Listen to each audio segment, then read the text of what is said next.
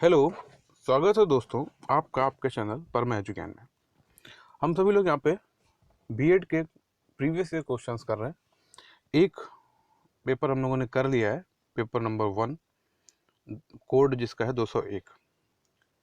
और अब हम लोग करने वाले हैं दूसरा पेपर, कोड नंबर 202। आप सभी से मैं फिर यही कहूँगा कि ये सारे प्रश्न बहुत ही आसान है। यहाँ पे आपको 100 प्रश्न आएंगे, उसमें से किन्हीं 50 प्रश्नों के उत्तर आपको करने होंगे जो कि OMR बेस्ड होंगे।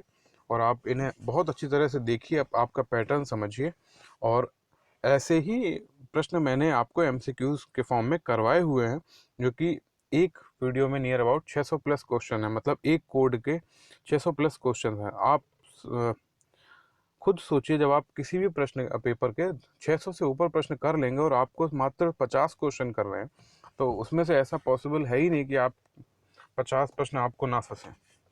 तो आप उन वीडियोस को ज़्यादा से ज़्यादा देखिए। इसी चैनल पे मैंने प्लेलिस्ट बना रखी है उन MCQs की, आप उनको जाके बार बार देखें। और प्लीज़ चैनल को सब्सक्राइब जरूर करें, जिससे कि जो भी नोटिफिकेशंस आए वो आपको मिलते ही रहे। और अभी मैं सीटेट की भी परीक्षा आने वाली है और उसकी भी प्रिपरेशन कराऊंगा। NCERT बेस्ड जो भी आपका पूरा सिलेबस है उसको कंप्लीट करवाऊंगा, चैप्टर वाइज और क्लास वाइज। ठीक है, तो अभी हम लोग पेपर संख्या 2 को करते हैं, स्टार्ट करते हैं। यहाँ पे मैंने वही उसी की तरह यहाँ पे भी रेड उससे उसको सर्कल, रेक्टेंगल जैसे भी आपको लगे उसको वो मार्क किया हुआ है। तो ठीक है, स्टार्ट करते हैं। इसमें पहला प्रश्न है और पेपर कोड है आपको पता, 202, असेसमेंट फॉर लर्निंग। तो इसमें बुकलेट सीरीज है C। स्टार्ट करते हैं। इसका प्रश्न संख्या 1 है, सामान्यतः मानक संदर्भित परीक्षण में किसके बीच तुलना होती है? तो किसके बीच होती है, यहाँ पे ऑप्शन दिया हुआ है, व्यक्ति के बीच होती है। ऑप्शन संख्या C के साथ जाएंगे। मैंने पहले ही बताया हुआ है, जो लोग इंग्लिश में कंफर्टेबल हैं वो इंग्लिश में देख सकते हैं। अगर उनको उसके बावजूद भी प्रॉब्लम होती है तो आप लोग कमेंट करें और मुझे बताएं ज़रूर कि अगर आपको इंग्लिश में वीडियो चाहिए तो मैं उसको इंग्लिश में भी आपको अपलोड कर दूंगा। ठीक है, तो एक हो गया प्रश्न। प्रश्न संख्या 2, 0.20 से कम की कठिनाई मूल्य का मूल रूप से अर्थ है, क्या है? तो ऑप्शन संख्या B, आइटम कठिन है। क्वेश्चन संख्या 3, 0.4 से अधिक विभेदन क्षमता का मूल रूप से क्या है? आइटम स्वीकार्य है। तो इन दो प्रश्नों को ध्यान से देखिएगा, ऐसे प्रश्न आते रहते हैं। क्वेश्चन संख्या 4, शैक्षिक उद्देश्यों का वर्गीकरण निम्न वर्ष में प्रस्तुत किया गया था, किसमें किया गया था? ऑप्शन संख्या C, 1956 में किया गया था। क्वेश्चन संख्या 5, निम्नलिखित में से किस प्रश्न में अंकन की वस्तुनिष्ठता अधिक होती है? तो किसकी होती है? तो ऑप्शन संख्या B, बहुविकल्पी प्रश्नों की होती है। क्वेश्चन संख्या 6, सामान्यतः एक निश्चित मानदंड पर भविष्यवाणी के लिए किए गए परीक्षण को कहा जाता है, क्या कहा जाता है? तो ऑप्शन संख्या C के साथ जाएंगे, योग्यता परीक्षण। इसमें व्यक्तित्व परीक्षण भी दिया गया है, गैर मानकीकृत परीक्षण भी दिया गया, उपलब्धि परीक्षण भी दिया गया। ऑप्शन के साथ ही आपके सारे क्वेश्चन क्लियर हो जाएंगे। तो यहाँ पे दिया गया 6 का ऑप्शन संख्या C, योग्यता परीक्षण। क्वेश्चन संख्या 7, अन्य छात्रों के साथ छात्रों के प्रदर्शन की तुलना करने के लिए जो परीक्षण किया जाता है उसे कहा जाता है, क्या कहा जाता है? तो ऑप्शन संख्या C के साथ जाएंगे, उसको कहा जाता है मानक संदर्भित परीक्षण। 7th का ऑप्शन संख्या C। क्वेश्चन संख्या 7, अन्य छात्रों के साथ छात्रों के प्रदर्शन की तुलना करने के लिए जो परीक्षण किया जाता है उसे क्या कहा जाता है? तो उसको ऑप्शन संख्या C के साथ जाएंगे, उसको किया जाता है मानक संदर्भित परीक्षण। क्वेश्चन संख्या 8, संज्ञानात्मक क्षेत्र के उद्देश्य का वर्गीकरण किसने प्रस्तुत किया है? तो क्रेथॉल ने किया है। 8th का ऑप्शन संख्या B। क्वेश्चन संख्या 9, कौन सा परीक्षण भविष्य की योग्यता का मापन कर सकता है? तो कौन कर सकता है? एप्टीट्यूड टेस्ट, जिसको कि अभिक्षमता परीक्षण भी बोलते हैं। क्या बोलते हैं उसको? अभिक्षमता परीक्षण। क्वेश्चन संख्या 10, निम्नलिखित में से किसमें सीखने की स्थायी कठिनाइयों की जांच की जाती है? तो ऑप्शन संख्या C के साथ जाएंगे, नैदानिक मूल्यांकन। 10th का ऑप्शन संख्या C। 11th, किसी व्यक्ति की क्षमताओं को मापित करने के लिए किस प्रक्रिया का उपयोग किया जाता है? ऑप्शन संख्या E, अधिकतम प्रदर्शन परीक्षण को उपयोग किया जाता है। 11th का ऑप्शन संख्या C। 12th, निम्नलिखित में से किस प्रकार के प्रश्नों को मूल्यांकन करते समय वस्तुनिष्ठता को बनाए रखना कठिन है? तो निबंधात्मक प्रश्नों को बनाए रखना कठिन है। 12th का ऑप्शन संख्या ए। क्वेश्चन संख्या 13, किस परीक्षण में छात्र के प्रदर्शन की तुलना स्पष्ट रूप से परिभाषित अधिगम कार्यों से की जाती है? क्या इसमें प्रश्न में बोला है कि किस परीक्षण में छात्र के प्रदर्शन की तुलना स्पष्ट रूप से परिभाषित अधिगम के कार्यों में की जाती है? तो ऑप्शन संख्या ए के साथ जाएंगे। तो ऑप्शन संख्या ए के साथ जाएंगे किसमें? निकष संदर्भित परीक्षण के साथ जाएंगे। 13 का ऑप्शन संख्या ए। 14, छात्रों में रहने की प्रवृत्ति को रोकने हेतु कैसे प्रश्न पूछे जाते हैं? तो वस्तुनिष्ठ प्रश्न पूछे जाते हैं। ऑप्शन संख्या ए के साथ जाएंगे। क्वेश्चन संख्या 15, छात्र के प्रदर्शन को इंगित करने वाला एक मात्रक है? ऑप्शन संख्या सी, ग्रेड। क्वेश्चन संख्या 16, सामग्री के अर्थ को समझना मूल रूप से क्या है? तो ये ज्ञान है। 16 का ऑप्शन संख्या बी। 17, नए परिस्थिति में पहले से सीखी गई सामग्री का उपयोग करना क्या कहलाता है? अनुप्रयोग कहलाता है। 17 का ऑप्शन संख्या ए। 18, एक नया विचार बनाने के लिए कई विचारों को एक साथ रखना कहलाता है क्या? संश्लेषण कहलाता है। ऑप्शन संख्या डी। 19, डेटा को दो बराबर भागों में विभाजित करने वाला मान कहलाता है। ऑप्शन संख्या ए, मध्यिका। क्वेश्चन संख्या 20, परीक्षण वही मापता है जिसके लिए उसे बनाया गया है। परीक्षण के इस गुण को कहा जाता है, क्या कहा जाता है? 20 का ऑप्शन संख्या डी, वैधता। क्वेश्चन संख्या 21, मूल रूप से उद्देश्यों का पहला प्रारूप होना चाहिए। ऑप्शन संख्या क्या होना चाहिए? तो ऑप्शन संख्या डी के साथ जाएंगे, आकलित होना चाहिए। 22, अनुदेशानात्मक उद्देश्यों में सम्मिलित है क्या? ऑप्शन संख्या ए के साथ जाएंगे, सीखने की गतिविधियां। क्वेश्चन संख्या 23, संख्यात्मक मान प्राप्त करने की प्रक्रिया को क्या कहते हैं? ऑप्शन संख्या सी के साथ जाएंगे, मापन। क्वेश्चन संख्या 24, सूचना प्राप्त करने की एक औपचारिक और व्यवस्थित प्रक्रिया को मूल रूप से कहा जाता है, क्या कहा जाता है? तो परीक्षण कहा जाता है।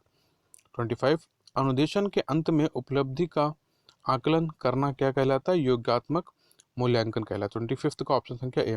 26, संज्ञानात्मक क्षेत्र में मुख्य फोकस है। ऑप्शन संख्या सी, बौद्धिक कौशल। तो 26 का ऑप्शन संख्या सी। 27, निम्नलिखित में से कौन सा क्षेत्र शारीरिक और क्रियात्मक कौशल से संबंधित है? ऑप्शन संख्या बी, क्रियात्मक क्षेत्र। क्वेश्चन संख्या 28, आधुनिक बुद्धि परीक्षणों के प्रतिपादक कौन थे? तो अल्फ्रेड बिने। क्वेश्चन संख्या 29, आईक्यू निर्धारण करने का सूत्र किसने दिया है? तो स्टर ने दिया। ऑप्शन संख्या ए के साथ जाएंगे। क्वेश्चन संख्या 31, दृष्टिकोण, मूल्य और रुचियां किस क्षेत्र के द्वारा परिभाषित होती है, परिलक्षित होती है? तो ऑप्शन संख्या ए, भावात्मक क्षेत्र के साथ होती है। 32, निबंध प्रकार के प्रश्नों का मुख्य लाभ क्या है? तो इसका मुख्य लाभ ये है, ऑप्शन संख्या डी के साथ जाएंगे, वे जटिल सीखने के परिणामों को माप सकते हैं जिन्हें अन्य प्रकार के प्रश्नों से मापा नहीं जा सकता। तो इस 32 का ऑप्शन संख्या डी। 33, सबसे व्यापक और लोकप्रिय परीक्षण पद कौन सा है? तो बहुविकल्पीय प्रश्न है। ऑप्शन संख्या बी के साथ जाएंगे। क्वेश्चन संख्या 34, आपूर्ति प्रकार परीक्षण आइटम कौन सा है? तो ऑप्शन संख्या बी के साथ जाएंगे, कौन सा है? पूर्णता पर प्रश्न।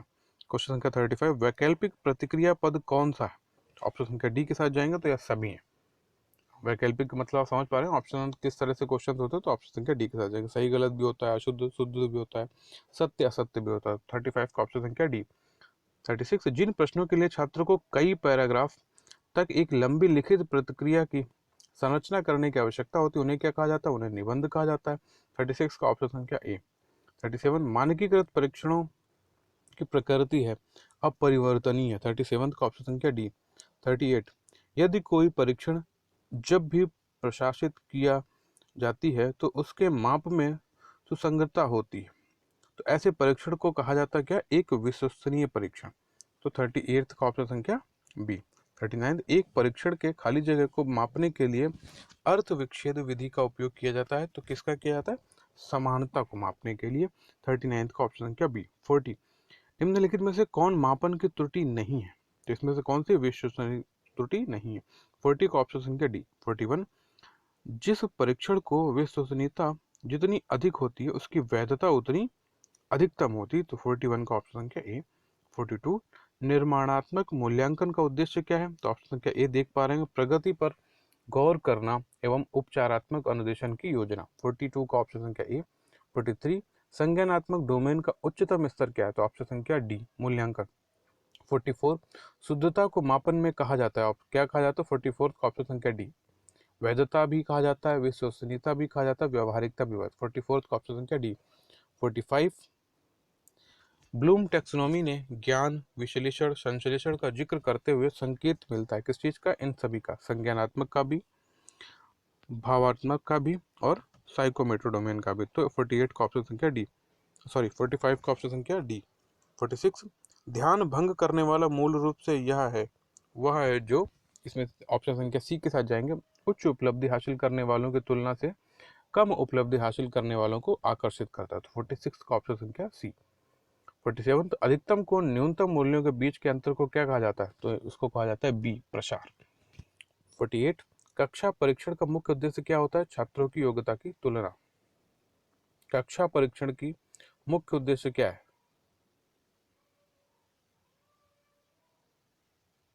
ऑप्शन संख्या डी। क्वेश्चन संख्या 49, नैदानिक मूल्यांकन हमेशा किया जाता है किसके? शिक्षण के बाद। तो ऑप्शन संख्या सी। 50, निम्नलिखित में से किसमें हम अनुरूपण को शिक्षण तकनीकी के रूप में उपयोग करते हैं? तो ऑप्शन संख्या 50 का ऑप्शन संख्या ए।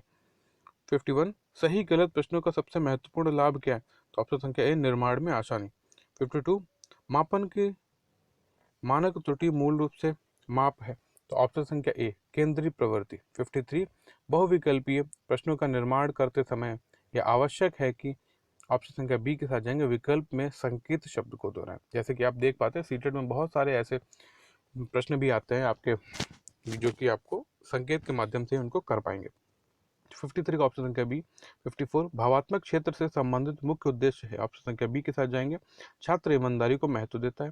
55, किसी विषय की संगठनात्मक संरचना को जानने के लिए विषय सामग्री को कुछ भागों में विभक्त करने के रूप किसे कहा जाता है? तो ऑप्शन 55 का ऑप्शन संख्या बी, विश्लेषण को कहा जाता है।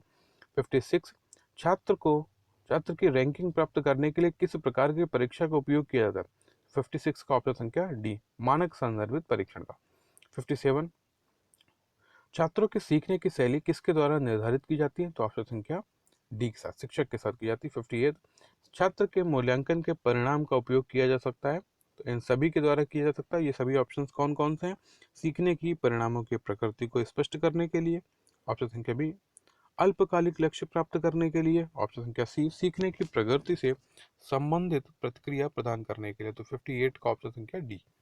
59, मानक संदर्भित मूल्यांकन बल देता है, किस पर देता है? छात्र के प्रदर्शन का विवरण पर और व्यक्तियों की पहचान पर। तो इन दोनों पर देता है। तो 59 का ऑप्शन संख्या सी हो जाएगा। 60, लघु उत्तरीय प्रश्नों के छात्र की क्षमता का आकलन किया जा सकता है? तो ऑप्शन संख्या बी के साथ जाएंगे, प्राप्त जानकारी का विश्लेषण करके। 61, व्यवहार के मापन के लिए किस उपकरण का उपयोग किया जाता है? तो ऑप्शन संख्या डी, टेस्ट का। 62, निम्नलिखित में से सही अनुक्रम कौन सा है? तो ऑप्शन संख्या ए के साथ जाएंगे। सही अनुक्रम कैसा है? सबसे पहले परीक्षण होता है, फिर मापन होता है, फिर आकलन होता है, उसके बाद मूल्यांकन होता है। तो 62 का ऑप्शन संख्या ए, जिसका कि टेस्ट होता है, मेजरमेंट होता है, असेसमेंट होता है, आफ्टर दैट इवेल्युएशन होता है। ठीक है। 63, एक वर्ग अंतराल में अंकों की संख्या क्या है? तो ऑप्शन संख्या ए, आवृत्तियां। 64, एमसीक्यू में गलत विकल्प क्या होते हैं? विचलित करने वाले होते हैं। 64 का ऑप्शन संख्या सी। क्वेश्चन संख्या 65, यदि किसी छात्र की शारीरिक आयु 10 वर्ष और मानसिक आयु 12 वर्ष है तो उसका आईक्यू क्या होगा? देखिए, इससे रिलेटेड आपको फॉर्मूला भी पूछ लिया था कि इसका फॉर्मूला क्या है। इसका फॉर्मूला क्या होता है? I Q is equal to M A upon C A into, M A क्या होता है? मेंटल, और ये आपकी शारीरिक आयु, इंटू 100। अब देख लीजिए, इसको मैंने सॉल्व भी यहाँ पे कर दिया आपके लिए। क्या शारीरिक आयु कितनी दी गई है यहाँ पे? 10 वर्ष, मतलब वो हम नीचे लिख रहे हैं। और मानसिक आयु जो कि मेंटल एज दी गई है, वो क्या 12 वर्ष है, और गुणे 100। तो आप इसको सॉल्व कर पाएंगे, 10 दशामन 100 हो गया, और 12 दाम में 120। तो 65 का ऑप्शन संख्या बी, 120 हो गया। क्लियर है? आप इस फॉर्मूले को याद रखिए। क्वेश्चन संख्या 66, निम्नलिखित में से कौन सा परीक्षण उद्देश्यों के आधार पर परीक्षण का प्रकार नहीं है? तो ऑप्शन संख्या सी, निबंध प्रकार परीक्षण। 66 का ऑप्शन संख्या सी। 67, निम्नलिखित में से कौन वैधता का प्रकार नहीं है? तो ऑप्शन संख्या बी, होयट वैधता। 68, चर्चा विधि किस प्रकार के साक्षात्कार विधि में सम्मिलित है? तो ऑप्शन संख्या बी, केंद्रित साक्षात्कार में। 69, जब साक्षरकर्ता केवल एक होता है तो साक्षात्कार कहलाता है क्या? व्यक्तिगत साक्षात्कार। तो आप, बहुत ही आसान प्रश्न है, आप देख पा रहे हैं। ठीक है। 69 का ऑप्शन संख्या बी। 70, मापन मूल रूप से क्या है? तो संख्यात्मक मूल्य। तो 70 का ऑप्शन संख्या ए। 71, किसी पेपर में छात्र का अंक है, ऑप्शन संख्या सी, मापन, सॉरी एक मेजरमेंट, हाँ मापन ही है। 71 का ऑप्शन संख्या सी। तो 71 का ऑप्शन संख्या सी। 72, अभिवर्ती मापन के लिए किस पैमाने का उपयोग किया जाता है? तो ऑप्शन संख्या बी, लिकर्ट स्केल। इसकी चीज को याद रखिए, मेजरमेंट ऑफ एटीट्यूड, एटीट्यूड को मापने का क्या है? Likert scale. 72 का ऑप्शन संख्या बी। मूल्यांकन का अर्थ होता है, तो 73 इसका मूल्यांकन का अर्थ क्या होता है? तो परिणाम या प्रगति की जांच करना। 73 का ऑप्शन संख्या ए।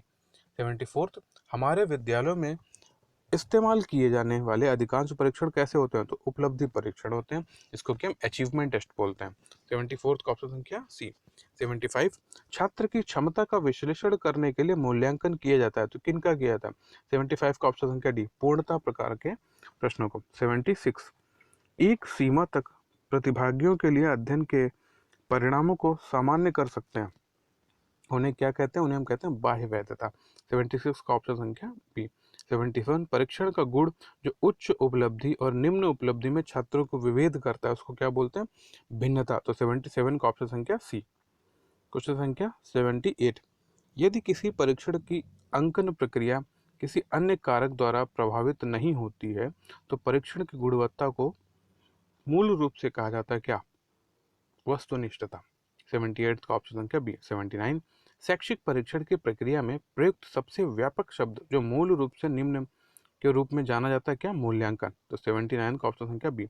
80, परीक्षण के निर्माण में प्रथम पद कौन सा होता है? तो आपको क्लियर है, तो यहाँ पे ऑप्शन संख्या बी है, किस प्रकार के परीक्षण का प्रयोग करना है इसका निर्धारण। सबसे पहले हमारे लिए जरूरी यही है कि हम उस चीज को देख पाए कि हमारी परेशानी क्या है, हमारी समस्या क्या है। तो 80 का ऑप्शन संख्या बी। 81, एक अभिक्षमता परीक्षण सदैव मापता है क्या? प्राप्त क्षमता। 81 का ऑप्शन संख्या सी। 82, शिक्षा में गुणवत्ता किस परीक्षण के उपयोग द्वारा संभव है? तो 82 का ऑप्शन संख्या बी। 83, उपलब्धि परीक्षण माला का आमतौर पर उपयोग किया जाता है किसके द्वारा? डिग्री स्तर पर। 83 का ऑप्शन संख्या बी। 84, मिलान प्रकार के प्रश्नों में कितने कॉलम होते हैं? तो 84 का ऑप्शन संख्या ए, 2 कॉलम। 85, उच्च और निम्न उपलब्धि वाले छात्रों को किसके द्वारा अलग किया जाता है? तो ऑप्शन संख्या डी के साथ जाएंगे, इन सभी द्वारा अलग किया जाता है। 86, मापन का प्रथम पद है, कौन सा है? तो क्या मापन करना है इसका निर्णय लेना। तो 86 का ऑप्शन संख्या डी। 87, सीखने की प्रक्रिया के मापन के लिए किस प्रकार के मूल्यांकन का उपयोग किया जाता है? तो 87 का ऑप्शन संख्या सी है, रचनात्मक मूल्यांकन। 88, मूल्यांकन का मुख्य उद्देश्य किस प्रक्रिया के बारे में निर्णय करना है? तो 88 का ऑप्शन संख्या सी, गुणवत्ता। 89, मूल्यांकन का उद्देश्य क्या है? तो ऑप्शन संख्या डी के साथ जाएंगे, शिक्षा की गुणवत्ता के बारे में निर्णय लेने के लिए। 88 89 का ऑप्शन संख्या डी। 90, किसका क्षेत्र सीमित है? तो ऑप्शन संख्या डी, परीक्षण का। 91, रचनात्मक मूल्यांकन का उद्देश्य क्या है? ऑप्शन संख्या डी, छात्रों की प्रकृति की निगरानी। 91 का ऑप्शन संख्या डी। 92, योगात्मक मूल्यांकन के कौन से उपकरण बहुतायत में प्रयुक्त किए जाते हैं? तो यह है ऑप्शन संख्या डी, परीक्षण। 93, बच्चों का मूल्यांकन होना चाहिए कैसा? सतत एवं व्यापक मूल्यांकन द्वारा, जो कि कॉन्टिन्यूअस एंड कॉम्प्रिहेंसिव इवेल्युएशन। अच्छा, आप लोग मुझे CCE की फुल फॉर्म बताइएगा। क्वेश्चन नंबर 94 कमेंट करके। क्वेश्चन नंबर 94, विद्यार्थी और शिक्षक के बीच की एक संवादात्मक प्रक्रिया जो सीखने के लिए वातावरण में बदलाव लाती है, वह क्या है? वह मूल्यांकन भी है और आकलन भी है। तो 94 का ऑप्शन संख्या सी। 95, किस प्रकार के प्रश्न को विश्वसनीयता के साथ चिन्हित करना कठिन है? 95 का ऑप्शन संख्या बी, असंरचित निबंध, अनस्ट्रक्चर्ड एसेस। तो 95 का ऑप्शन संख्या बी। 96, प्रक्षेपी तकनीकों का उपयोग मूल रूप से किया जाता है, ऑप्शन संख्या सी, व्यक्तित्व के लिए। तो 96 का ऑप्शन संख्या सी। 97, शिक्षा के मापन किस प्रकार का उत्तर देता है? तो ऑप्शन संख्या सी, कितना अधिक। 98, शिक्षा में मूल्यांकन किन प्रश्नों के लिए उत्तर देता है? तो कितना अच्छा।